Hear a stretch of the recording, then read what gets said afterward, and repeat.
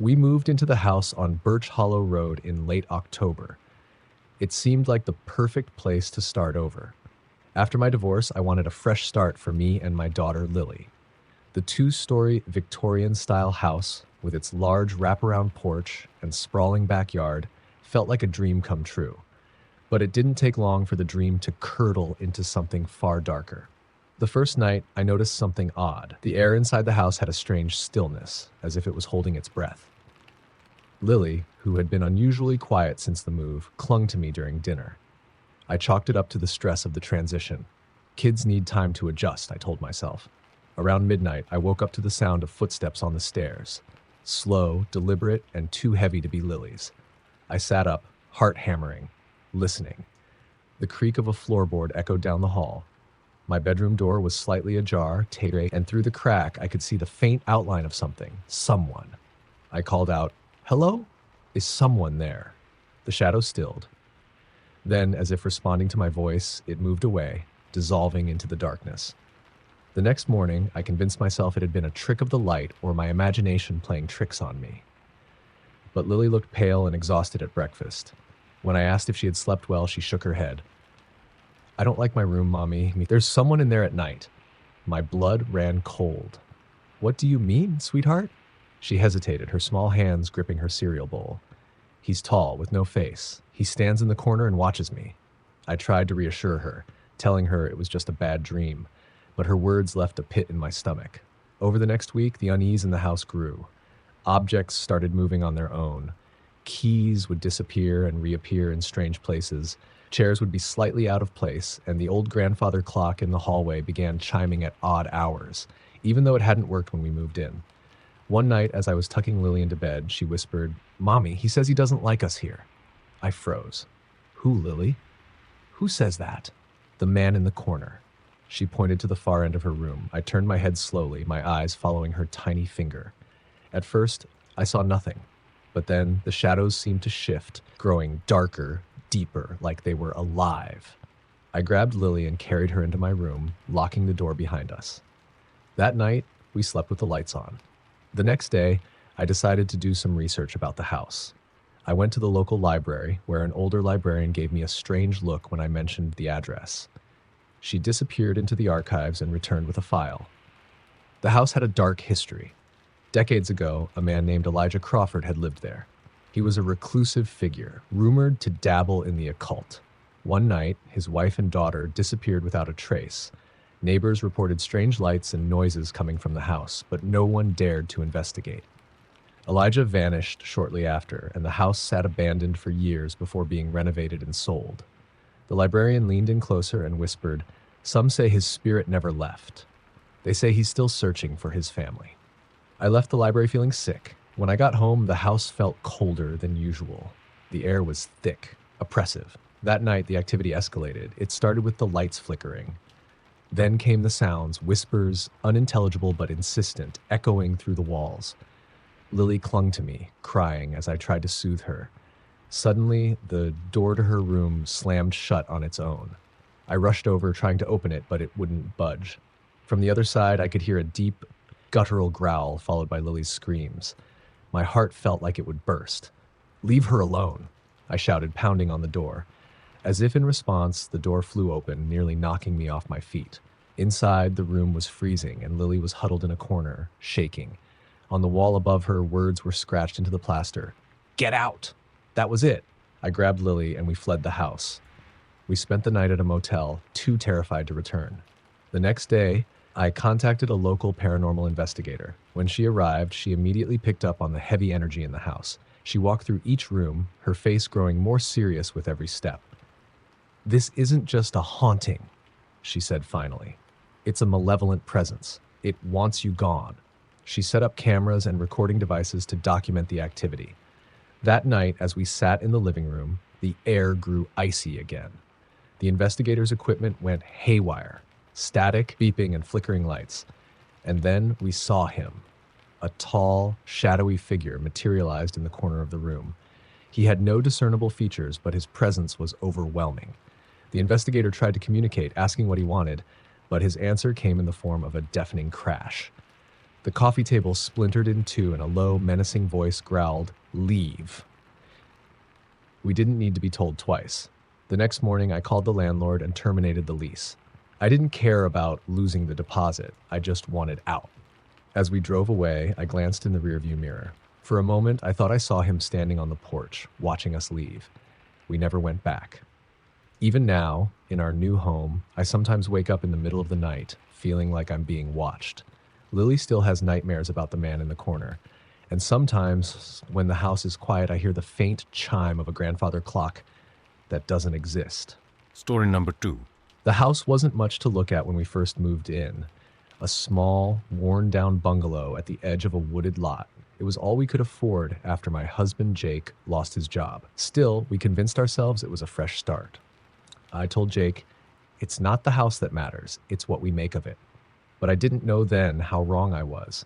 The unease started the first night. While unpacking in the kitchen, I noticed a faint scratching noise coming from the attic. I shrugged it off as raccoons or squirrels. Jake promised to check it out the next morning. When I finally crawled into bed, exhausted, the silence of the house felt oppressive. I could hear the faint creak of the old wood settling, but then something else, a whisper. At first, I thought it was Jake mumbling in his sleep. But the whispers didn't stop. They grew louder, layered, as if dozens of voices were speaking at once. I sat up, clutching the blanket, and strained to listen. The words were indistinct, but I swear they were coming from the walls. I nudged Jake awake, and he groggily mumbled, "It's just the wind, Sarah. Go back to sleep." I tried, but sleep didn't come easy that night. The next morning, while Jake climbed into the attic to investigate the scratching sounds, I worked on unpacking the boxes in the living room. That's when I found it, a small wooden box tucked behind the fireplace. It was old, the wood darkened with age, and it had strange carvings on the lid, symbols I didn't recognize. Inside was a bundle of what looked like children's drawings, but they weren't like any I'd ever seen. Distorted faces, twisted bodies, and dark figures standing in doorways. One picture made my stomach churn, a child lying in bed with a tall, shadowy figure looming over them. I showed the box to Jake when he came back down. He looked pale as if he'd seen a ghost. "The attic's empty," he said, "but there are scratch marks everywhere, deep ones, like something was clawing at the floor." We both tried to laugh it off, but neither of us felt much like laughing. That night, the whispers returned. Louder this time. I lay frozen in bed, staring at the ceiling while Jake snored softly beside me. Then, out of nowhere, a loud bang echoed through the house. Jake bolted upright, and we both rushed to the living room. The front door was wide open, swinging on its hinges.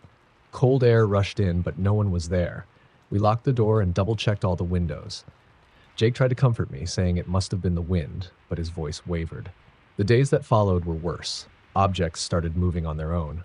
I'd find chairs pushed away from the table, cupboards left open, and picture frames turned face down. Once, I caught a glimpse of a figure in the hallway mirror, tall, with hollow eyes and a twisted grin. But when I spun around, no one was there. Jake dismissed it all, saying I was stressed, but I could tell he was unnerved too. Then one night I woke to the sound of Lily, our 6-year-old, crying. I ran to her room and found her huddled under the covers. "What's wrong, sweetie?" I asked, stroking her hair. "He doesn't like us here," she whispered. My heart skipped. "Who doesn't like us, Lily?" "The man in the corner," she said, pointing to the far side of her room. I turned slowly, my breath catching in my throat. The shadows in the corner seemed darker, deeper. They shifted slightly, and for a moment I thought I saw something staring back at me. I grabbed Lily and brought her into our room. Jake didn't argue when I locked the door. That night, we all slept fitfully, and the house seemed to groan with an almost human malice. The next day, I decided to do some digging. At the local library, I found an old newspaper article about the house. In the 1950s, a man named Arthur Crane had lived there with his family. He was quiet, unassuming, until one day, he snapped. Neighbors reported hearing screams, but no one intervened. When the police finally arrived, they found Arthur sitting in the living room, covered in blood. His wife and 2 children were dead, their bodies mutilated. Arthur claimed he didn't remember what happened. "The voices made me do it," he reportedly said before hanging himself in jail a week later. When I got home, I told Jake everything. He laughed nervously, trying to brush it off, but I could see the fear in his eyes. That night, the house felt alive. The whispers turned into screams, echoing through the walls. The air grew thick and suffocating, and a foul stench filled the house.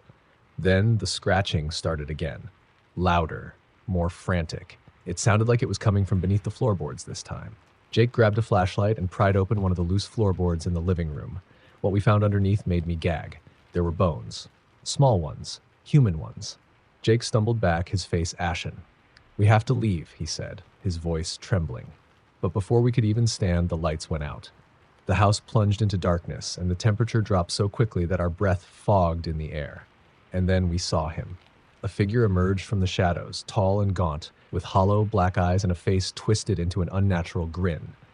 His head tilted unnaturally, as if it was barely attached to his neck. "Get out," he growled, his voice a guttural snarl that seemed to vibrate through the walls.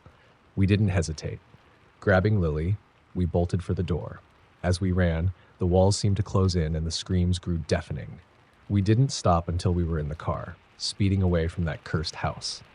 In the rearview mirror, I swear I saw the figure standing in the doorway watching us leave. We never went back. The house was condemned a few months later, but I still feel its presence. Sometimes at night, I hear faint whispers in the walls. Lily refuses to talk about what she saw, and Jake won't admit it, but I know he hears them too. I don't know if we escaped whatever haunted that house or if it followed us. All I know is that something dark, something evil, is still out there. Story number 3. When we first saw the farmhouse, it felt like stepping back in time. Nestled on 20 acres of dense forest, it was isolated, quiet, and, as my husband Greg put it, perfect for escaping the chaos. We bought it at a steal, almost suspiciously cheap, but we convinced ourselves the low price was due to its age and remote location. It wasn't until we'd lived there for a week that I began to understand why no one else wanted it. The first incident was small. Our son Evan came downstairs one morning with his favorite toy truck in hand. "Mom," he said, his 6-year-old voice serious, "the man in my room said I can't play with this anymore." I frowned. "What man, sweetheart?" "The man who stands by my closet," Evan said matter-of-factly. Greg laughed it off, ruffling Evan's hair. "Sounds like someone had a spooky dream." But Evan shook his head. It wasn't a dream. He was there. I tried to brush it aside, but I couldn't shake the unease that settled in my chest. That night, after tucking Evan into bed, I stood in his doorway for a moment, watching him sleep. His small chest rose and fell peacefully, and the room seemed normal, just a kid's room, full of toys and books. But as I turned to leave, something caught my eye. The closet door was slightly ajar. I was certain I'd closed it earlier. Swallowing the lump in my throat, I crossed the room and shut it firmly. The next few nights were uneventful, and I started to relax. Maybe Evan's man was just his imagination. But then things started escalating. One evening, I was alone in the house while Greg was running errands and Evan was at a friend's. As I folded laundry in the living room, I heard faint footsteps upstairs. "Greg?" I called, though I knew he wasn't back yet. The footsteps stopped. My heart raced as I crept up the staircase, each step creaking beneath my weight. At the top, the hallway stretched out before me, dimly lit by a single bulb. All the doors were closed except for one, Evan's room.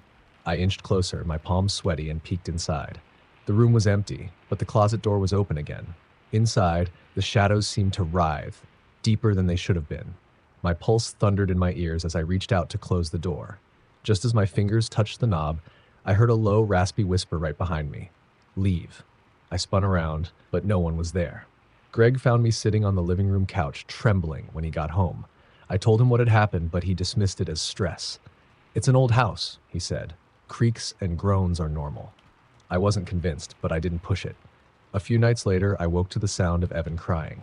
Rushing to his room, I found him sitting upright in bed, tears streaming down his face. "He's mad, Mommy," Evan sobbed. "Who's mad?" I asked, pulling him into my arms. "The man. He said I shouldn't have told you about him." Chills ran down my spine. "What else did he say, Evan?" Evan looked at me with wide, terrified eyes. "He said we don't belong here." Greg finally agreed to check the house for any signs of an intruder. He searched the attic, the basement, and even the woods surrounding the property, but found nothing. But that didn't stop the strange occurrences. Doors would slam on their own, lights flickered constantly, and objects disappeared, only to reappear in odd places. The farmhouse seemed to come alive at night, creaking and groaning as though it were breathing. One night, Greg and I were jolted awake by a loud crash. We ran downstairs to find the dining room table flipped over, chairs scattered across the room. "Enough is enough," Greg muttered. The next day, we called a local historian to ask about the property's past. She seemed hesitant at first, but when we mentioned the address, her tone changed. That house has a dark history, she said. It belonged to the Wren family in the 1800s. They were peculiar. People in town whispered that they practiced strange rituals, trying to summon spirits or commune with the dead. One night, the entire family disappeared without a trace. The house has been abandoned more times than I can count. People don't stay there for long. Her words sent a chill through me. Do you think it's haunted? I asked, half expecting her to laugh. Instead, she said, I don't know about ghosts, but that house has a way of holding on to things it shouldn't. That night, I insisted we leave, at least temporarily. But Greg refused. We're not running away from some old stories, he said. I wish we had. 2 nights later, everything came to a head. It started with Evan screaming. Greg and I bolted to his room, but when we got there, the door wouldn't open. We pounded and shouted, but it was as if something was holding it shut from the inside. Evan's screams were ear-piercing. He's here! He's here! Desperate, Greg threw his shoulder against the door, and it finally gave way. The room was freezing, our breath visible in the air. Evan was huddled in the corner, his eyes fixed on the closet, and then we saw it. The closet door swung open, and a figure stepped out. Tall and gaunt, its face was a hollow void as though the features had been erased. Its limbs were unnaturally long, and it moved with a jerky, insect-like motion. Greg grabbed Evan and pulled him close, but the thing didn't seem interested in us. It stood there for a moment, its head tilting as if observing us. Then, in a voice that sounded like dozens of whispers overlapping, it said, "Get out." We didn't need to be told twice. We fled the house that night, leaving behind most of our belongings. I don't know what we encountered in that farmhouse, but I know it wasn't human. We've since moved to a new home, far from the woods, but the memories linger. Evan refuses to sleep alone, and sometimes I catch him staring at the closet in his new room, as if expecting something to emerge. I tell myself it's over, that whatever haunted that house is behind us. But every now and then I wake in the middle of the night, and for a split second I swear I see a shadow in the corner of our bedroom, watching. Story number 4. When I moved into the small rental house on Sycamore Lane, I was desperate. My divorce had drained my savings, and this place was all I could afford. It wasn't much, a 1-story home with peeling paint, outdated appliances, and a backyard overrun with weeds. But it was quiet, and that's all I wanted. Or so I thought. The first time I felt it, I was unpacking boxes in the living room. I couldn't shake the sensation that someone was watching me. I glanced toward the hallway, expecting to see my neighbor peeking through a window, but it was empty. I laughed nervously to myself. "Get a grip, Emma," I muttered, trying to shake the unease. A few days later, I noticed something odd. The air in the house seemed heavy, almost suffocating, especially in the evenings. At night, the silence was so profound it felt unnatural. No crickets, no distant cars, just an oppressive, deafening stillness. It was during my second week in the house that the noises began. I woke up around 2 a.m. to the sound of faint tapping. At first, I thought it was coming from outside, maybe a tree branch against the window. But as I sat up, I realized it was coming from inside the walls. Tap, tap, tap. It moved slowly, methodically, from one corner of the room to the other. "Rats," I whispered, trying to convince myself that it was something mundane. But deep down, I knew better. The next morning, I called the landlord, Mr. Grayson, and told him about the noises. He seemed oddly dismissive. "Old houses make sounds," he said curtly. "It's just the pipes settling." I wanted to argue, but his tone made it clear the conversation was over. That night, the tapping returned, louder this time. It wasn't just in the walls, it was in the ceiling, under the floorboards. The entire house felt alive, like it was pulsing with some unseen energy. Then, around 3 a.m., I heard it, a whisper. "Emma." I froze, clutching the blanket to my chest. It wasn't a figment of my imagination. The voice was clear, deliberate, and coming from the hallway. Summoning every ounce of courage I had, I got out of bed and crept toward the sound. The hallway stretched out before me, dimly lit by the moonlight streaming through the windows. "Who's there?" I called, my voice shaking. There was no response. I was about to retreat when something caught my eye. A shadow at the end of the hall. It moved, shifting slightly as though someone was standing just out of sight. I bolted back to my room, slammed the door, and didn't sleep for the rest of the night. The next day, I tried to rationalize what had happened. Stress, exhaustion, maybe even a lingering effect of the divorce. But as I stood in the kitchen sipping my coffee, I noticed something strange. On the floor, leading from the hallway to my bedroom, were muddy footprints. They were large, far too large to be mine, and they ended abruptly at my bedroom door. I called Mr. Grayson again, this time demanding answers. He sighed heavily and finally admitted something that made my blood run cold.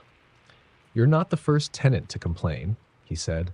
"The last woman who lived there, she claimed the house was haunted, kept saying she felt a presence, that she'd see things at night. She moved out after only 3 months. I asked him if anything had ever happened in the house, but he brushed me off again. I don't know, and I don't want to know. If you don't like it, you can move out, but I'm not refunding your deposit." Frustrated, I hung up, but his words stuck with me. That night, I decided to do some digging. I searched online for any mention of the house, the address, or Sycamore Lane. What I found made my stomach churn. 10 years ago, a man named Richard Holloway had lived in the house. He was a recluse, rarely seen by neighbors. One night, screams were heard coming from the house, but by the time the police arrived, it was too late. They found Richard in the basement, dead from a self-inflicted gunshot wound. Scrawled on the walls in his blood were the words, "She wouldn't stop watching." The police discovered Richard had been obsessed with the idea that someone was in the house with him. He'd written journal entries about seeing shadows, hearing whispers, and feeling watched. I felt sick. The whispers, the shadows, everything Richard described was happening to me. That night, I slept with every light in the house on, but even the bright bulbs couldn't keep the darkness at bay. Around midnight, the lights flickered, then went out completely. I sat in the living room, clutching a flashlight, my heart pounding. The air was icy, my breath visible in the beam of the flashlight. Then came the tapping. It started in the walls, soft at first, then growing louder and more frantic. The whispers followed, a cacophony of voices overlapping, each one more desperate than the last. "Emma, get out. Help us," I screamed, bolting for the front door, but it wouldn't budge. It felt as though something was holding it shut. And then I saw her. A figure appeared at the end of the hallway, a woman, her face pale and sunken, her eyes hollow voids. Her mouth opened, and an ear-piercing scream filled the house. I dropped the flashlight and ran to my bedroom, locking the door behind me. I pressed myself against the door, tears streaming down my face as the tapping and whispers grew louder. Suddenly, everything stopped. The silence was so abrupt it was deafening. I opened my eyes, barely daring to breathe. The room was still, but I could feel her presence just on the other side of the door. I didn't sleep that night. The next morning, I packed what little I could carry and left the house. I didn't care about breaking the lease or losing my deposit. I just wanted to get out. I stayed with a friend while I searched for a new place. A few weeks later, I drove past the house out of curiosity. It looked the same as ever, but something caught my eye, a shadow moving in the window. I sped away, vowing never to return. Even now, in my new apartment, I can't shake the feeling that something followed me. At night, I sometimes hear faint tapping in the walls, and when I close my eyes, I see her face staring at me from the darkness. Story number 5. When my sister Sarah and I inherited our grandmother's house, I wasn't sure what to expect. We hadn't visited the old Victorian in over a decade, not since we were kids. The house felt strange, like it had its own personality, a brooding, watchful one. Still, we couldn't afford to turn down the inheritance. Sarah suggested selling it, but I convinced her we should at least check it out first. After all, it was a piece of our family history. The house was nestled in a quiet corner of a small New England town. It was massive, with towering gables, stained glass windows, and a porch that sagged like it was tired of holding secrets. The moment we stepped inside, the air felt heavy, like the house had been waiting for us. The interior was exactly as I remembered. Dark wood paneling, antique furniture, and the faint smell of lavender. But something was off. It was too quiet. Our first night there, Sarah and I decided to stay in the house. We'd brought sleeping bags since the old mattresses were unusable. As we settled in the living room, we reminisced about our childhood summers spent here. "You remember that one time we thought we heard footsteps in the attic?" Sarah asked with a laugh, though her voice was tinged with unease. I nodded. "Yeah, and Grandma said it was just the house settling." We laughed, but the memory stirred something in me, something I'd buried. That night, as I lay staring at the ornate ceiling, I couldn't sleep. The house seemed alive with subtle noises, the creak of floorboards, the distant groan of pipes, the faint rustle of something I couldn't place. Then, just as I was drifting off, I heard it, a whisper. At first, I thought it was Sarah talking in her sleep, but when I turned toward her, she was wide awake, her eyes wide with fear. "Did you hear that?" she whispered. I nodded, my heart pounding. The whisper came again, soft and chilling, like it was just behind us. "Leave." We bolted upright, clutching each other. The whisper was followed by a faint tapping sound, coming from above us. "The attic," Sarah whispered, her voice trembling. We tried to convince ourselves it was an animal, maybe a raccoon or a squirrel, but neither of us believed it. The tapping grew louder, more insistent. "Let's just check," I said, though every fiber of my being screamed at me to stay put. We grabbed flashlights and climbed the narrow staircase to the attic. The door at the top was closed, but as we approached, it creaked open on its own. The attic was freezing, despite the summer night. Our breaths fogged in the dim light of our flashlights. At first, everything looked normal, dusty furniture, old trunks, and cobwebs. But then Sarah gasped and pointed. In the far corner of the attic, scratched into the wooden floorboards, were words, "I see you." I felt the blood drain from my face. "What the hell?" Sarah was already backing toward the stairs. "We need to leave.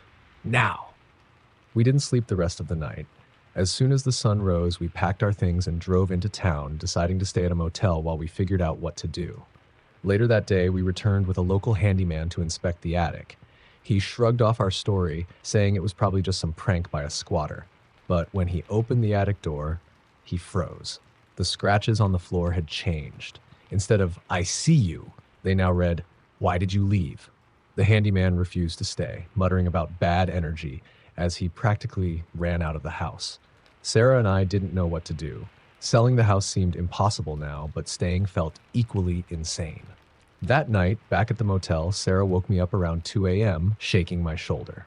"Look," she whispered, pointing to the window. I turned my head, and my stomach dropped. In the parking lot below, illuminated by the faint glow of a street lamp, was a figure. It was tall and impossibly thin, its head tilted unnaturally to one side. Even from a distance, I could feel its gaze. It was watching us. We didn't sleep after that. The next morning, Sarah suggested we contact someone who specialized in the paranormal. I was skeptical, but at this point, I was willing to try anything. We found a woman named Margaret, a local medium who had a reputation for helping people with unusual problems. When we explained what had been happening, she nodded gravely. "The house has a history," she said. "There's something tied to it, something that doesn't want to let go." She agreed to come to the house with us. As soon as she stepped inside, her face paled. "It's strong," she whispered. "Whatever it is, it's been here for a long time."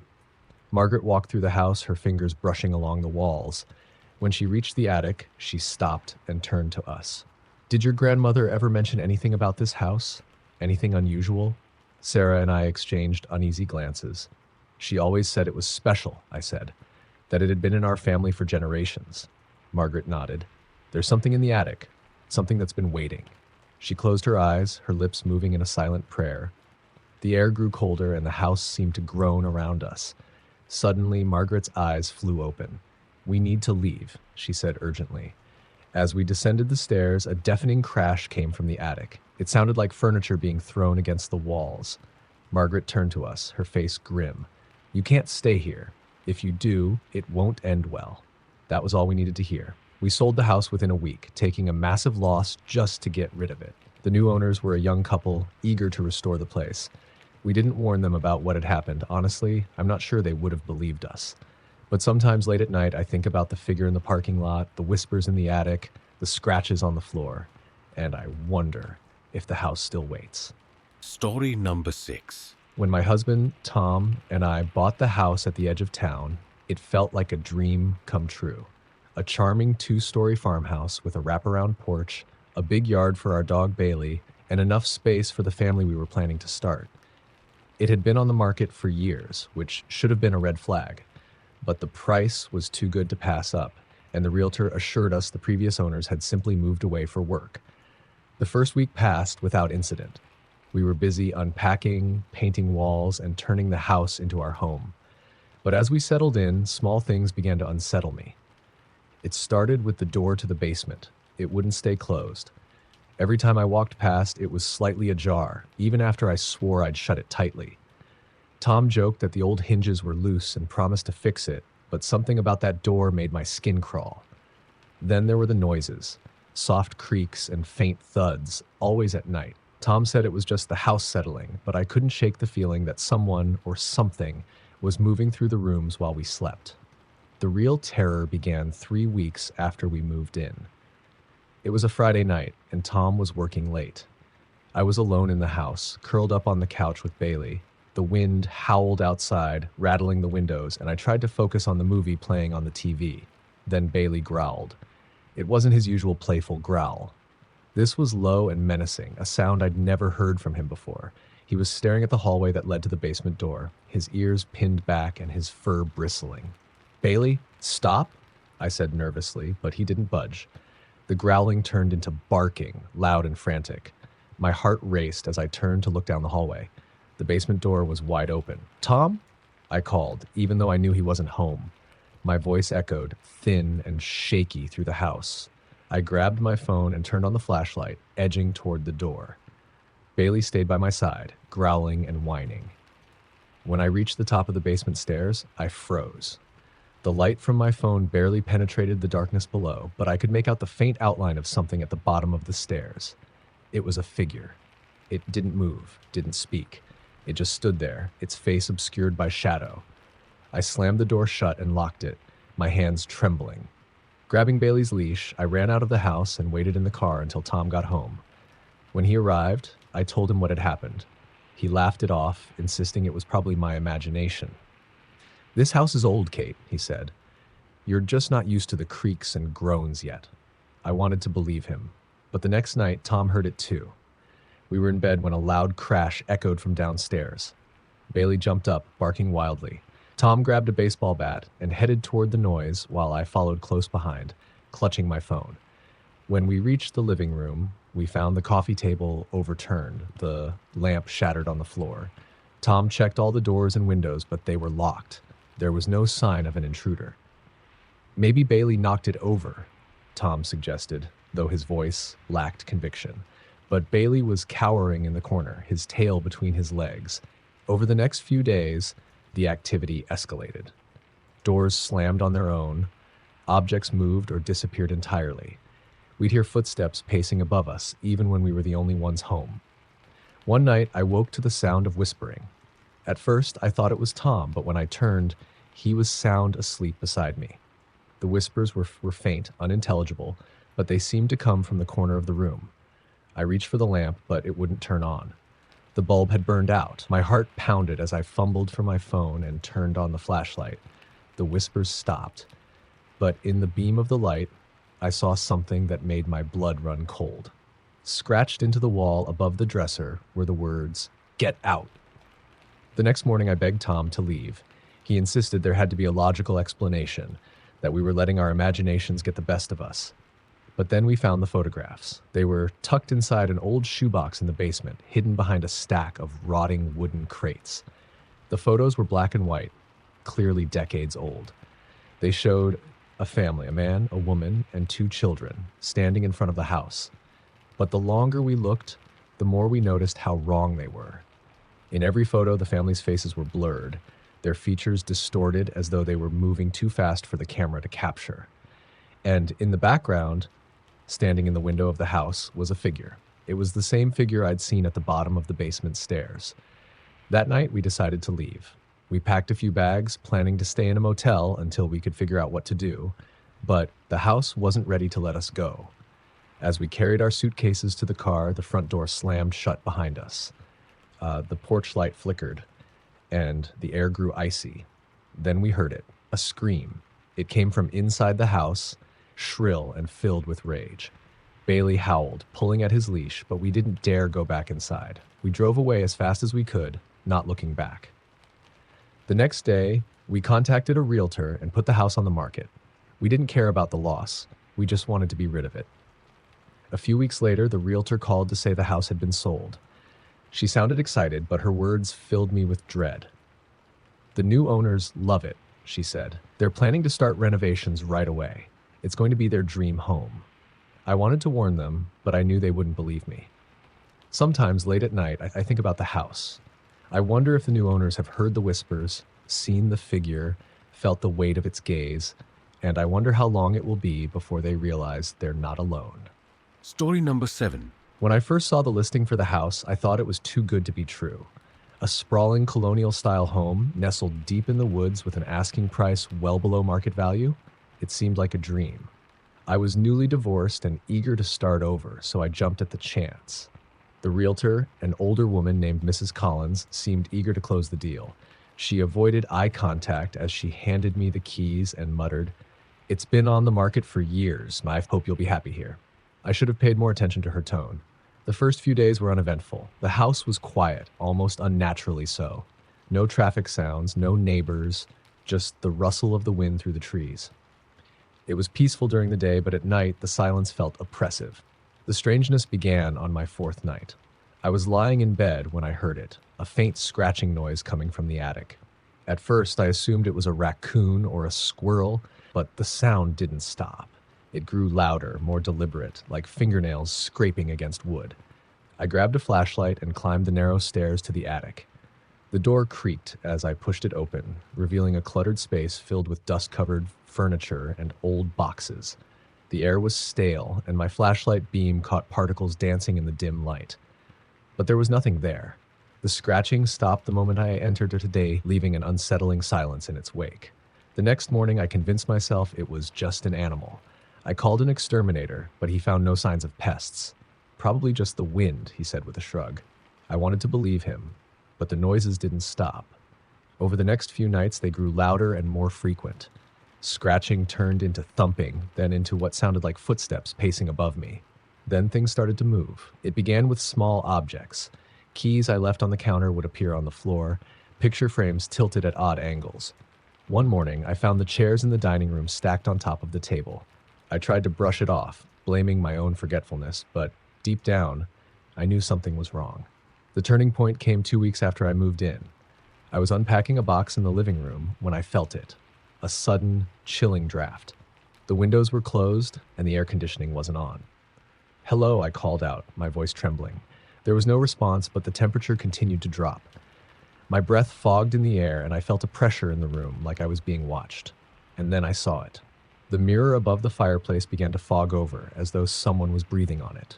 Slowly, words appeared, written in the condensation. "Leave." I froze, my heart pounding. The message lingered for a moment before fading away. That night, I called my best friend, Lisa, and begged her to come stay with me. She laughed, thinking I was overreacting, but agreed to come the next day. When she arrived, the house seemed normal.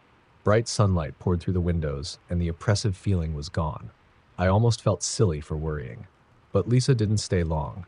That evening, as we sat in the living room talking, the atmosphere shifted. The air grew heavy, and the familiar scratching sound started again. Lisa's laughter faded as she stared at the ceiling. "What is that?" she whispered. Before I could answer, the lights flickered, plunging the room into darkness. We grabbed our phones for light, and that's when we heard it, a deep, guttural growl coming from the hallway. "Did you hear that?" Lisa's voice was barely audible. I nodded, too terrified to speak. The growl grew louder, closer. And then we saw it, a shadowy figure standing at the end of the hallway. It was tall, its outline blurry, as though it wasn't entirely solid. Lisa screamed, and the figure dissolved into the darkness. We spent the rest of the night locked in my bedroom, too afraid to leave. The noises continued, footsteps, whispers, faint cries, but we didn't dare investigate. By morning, Lisa was gone. She left without saying goodbye, later texting me, "I can't come back to that house. Please get out of there." I wanted to leave, but I couldn't.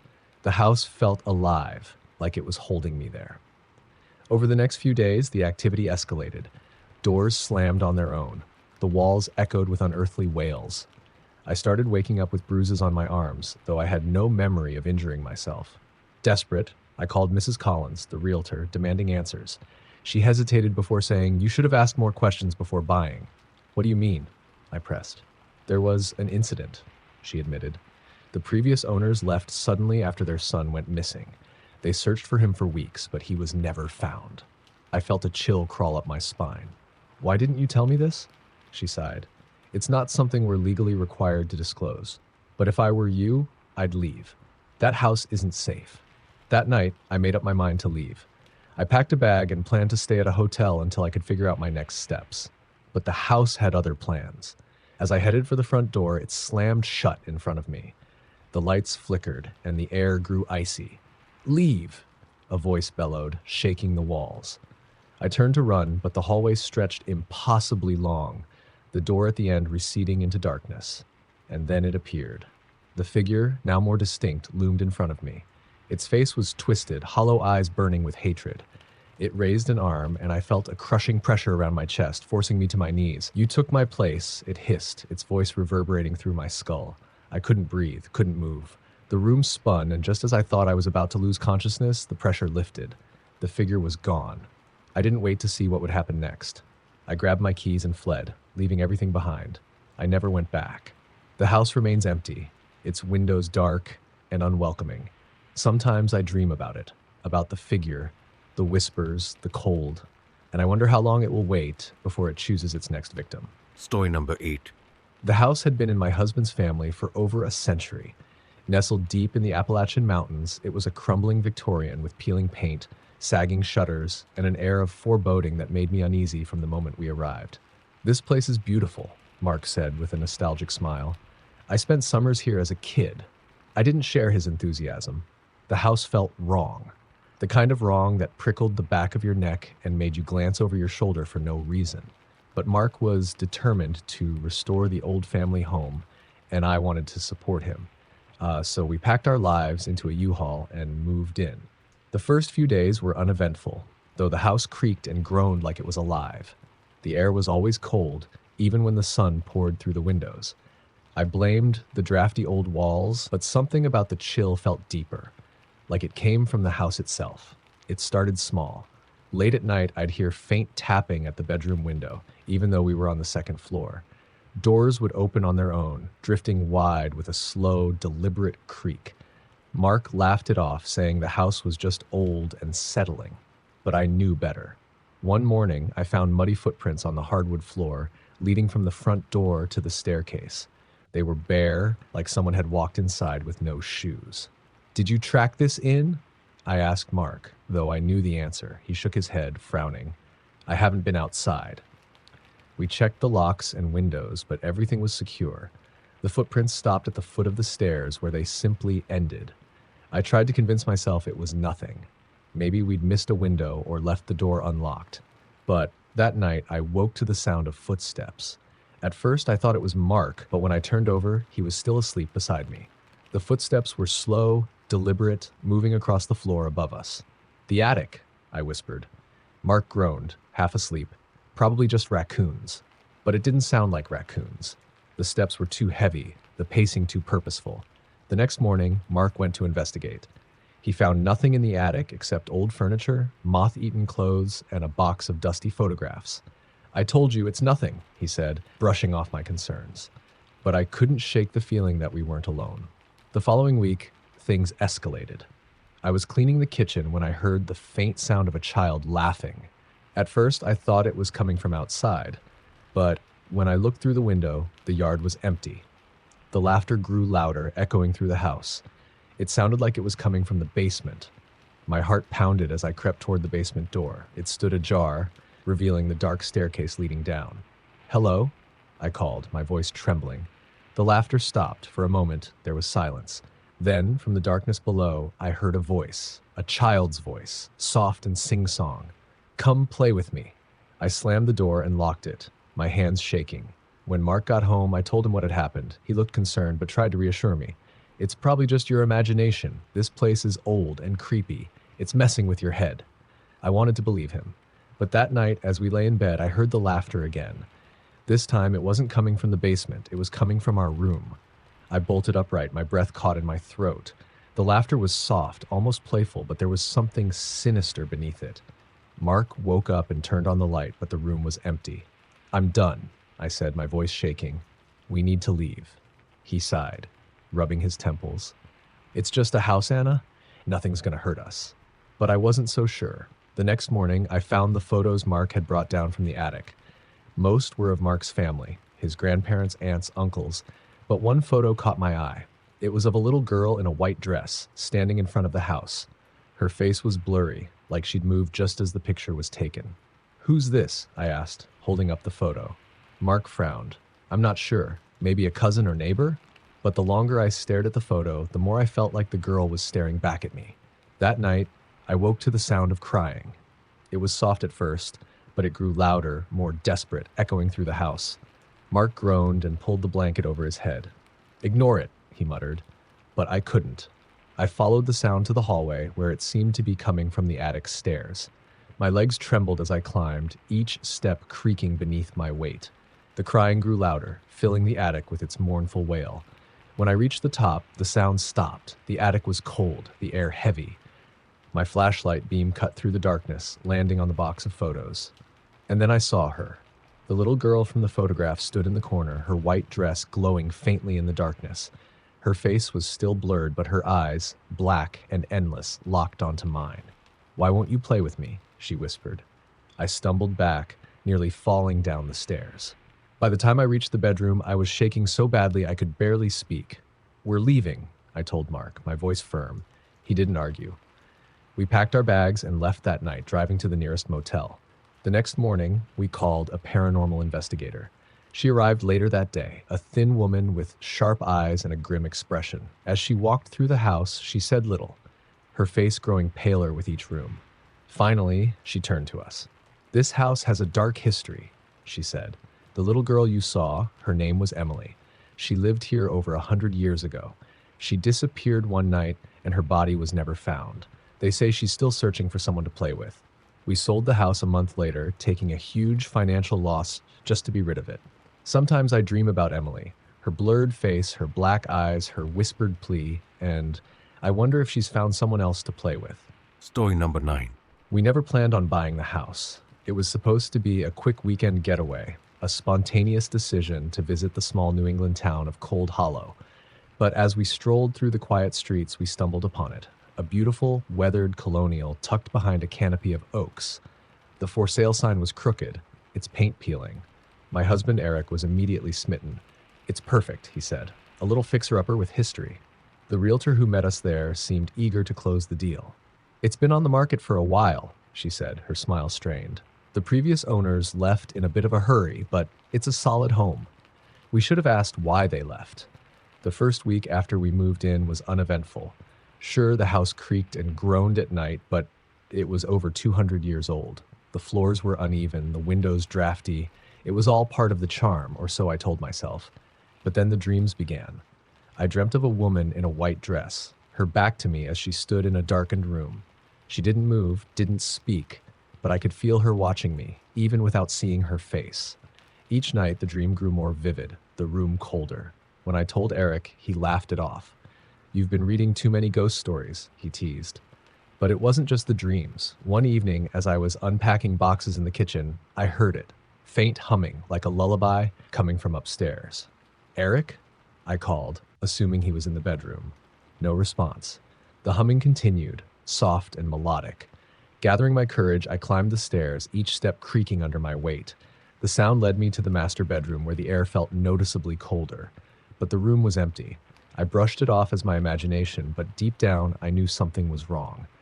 A few nights later, Eric and I were watching TV when the power suddenly went out. The house plunged into darkness, and the silence was deafening. "I'll check the breaker," Eric said, grabbing a flashlight. I waited in the living room, the flickering candlelight casting long shadows on the walls. That's when I saw it, a figure standing at the top of the stairs. It was the woman from my dreams. Her face was pale, almost translucent, her eyes hollow and black. She raised a hand, pointing directly at me. I screamed, and Eric came running back, the flashlight beam slicing through the darkness. "There was someone there," I stammered, pointing to the stairs. But the figure was gone. Eric searched the house, but found nothing. "You're stressed," he said, trying to reassure me. "Moving is tough. You're probably just seeing things." I wanted to believe him, but the occurrences only got worse. Doors slammed on their own. Objects moved from where I'd left them. The humming became a nightly occurrence, that always leading me to the same room upstairs. One morning, I found muddy footprints on the hardwood floor. They were small, like a child's, and they led from the front door to the dining room before disappearing. "We need to leave," I told Eric, my voice shaking. "Come on, Anna," he said. "It's an old house. It's bound to have some quirks." But then Eric experienced it. Late one night, I woke to him shaking me awake.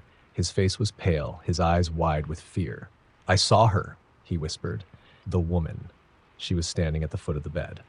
We spent the rest of the night huddled together, too afraid to move. The next day, Eric decided to do some research on the house. He found an old article in the town archives about a family who had lived there in the early 1900s. The mother, Margaret Holloway, had been accused of drowning her 2 children in the bathtub before taking her own life. "They never found the bodies," Eric said, his voice barely above a whisper. "Just the water, everywhere." That night, I couldn't sleep. Every creak of the house made my heart race. Around 3 a.m., I heard the sound of water dripping. It was faint at first, but it grew louder, the steady plink, plink, plink echoing through the house. I followed the sound to the bathroom, where the tub was filled with murky water. The air was icy and the room smelled of damp earth. And then I saw them, 2 small figures floating just beneath the surface, their faces pale and bloated. Their eyes snapped open, locking onto mine. I stumbled back, screaming, as the water began to overflow, spilling onto the floor. Eric found me moments later, the bathroom dry and empty. "We're leaving," he said, his voice firm. We packed our bags and checked into a motel that same night. The next day, we contacted a priest to bless the house, but when he arrived, he refused to enter. "There's something dark here," he said, "something that doesn't want to be disturbed." We sold the house at a significant loss, eager to be rid of it. Months later, I still dream of the woman in white. I see her standing at the top of the stairs, her hollow eyes watching, waiting. Sometimes I wake to the sound of humming, soft and melodic, as if it's coming from just outside my bedroom door.